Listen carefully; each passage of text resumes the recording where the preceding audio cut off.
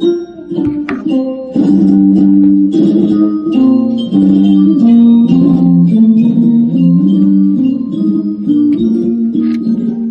мерекесіне арнап еңбекті қорғау және экология департаменті ұжымы Сұлтан Ахмет Қожықовтың 1970 жылы түсірілген Қыз жібек фильміндегі Бекежанды жазалау сәтінен көрініс ұсынады.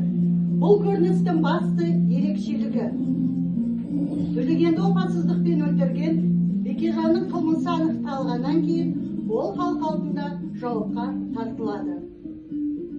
Жазалау сәті тек бір рудың емес, бүкіл қазақ елінің 300-дің бірлігі ретінде дәріптелген. 300-дің билері қосылып, Бекежанға өлім жазасын кеседі. Бұл фильмнің басты идеясы ұлттық бірлік пен татулықты паш етеді. Бекежан жаза алдында рухы сынбайтын өр мінезді батыр. Ол өз кінәсін мойындаса да, өлімнен қорықпайтын қатал бейнеде сомдалған. Көрініс арқылы фильмдегі ішкі алауыздық пен сатқындық айыпталады. Ол ел ішіне іріткі салған адамның мейлі ол батыр болса да жазасыз қалмайтынын көрсететін тәрбиелік мәні бар эпизод.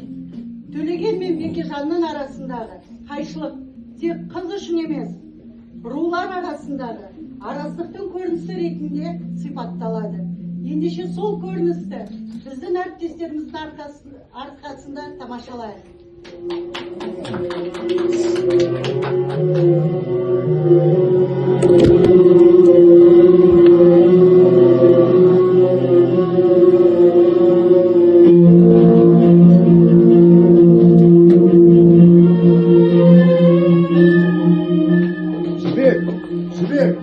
Бекжан! Түсің қандай суық еді? Сорлаған басқа қаралы хабар әкелген жоқсың ба?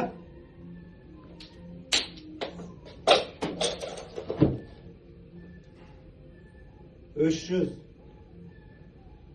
Билік сендерде. 100-дан жанасы мынау. Орта жүздің кесімі осы. 300 ағаларына қосылады.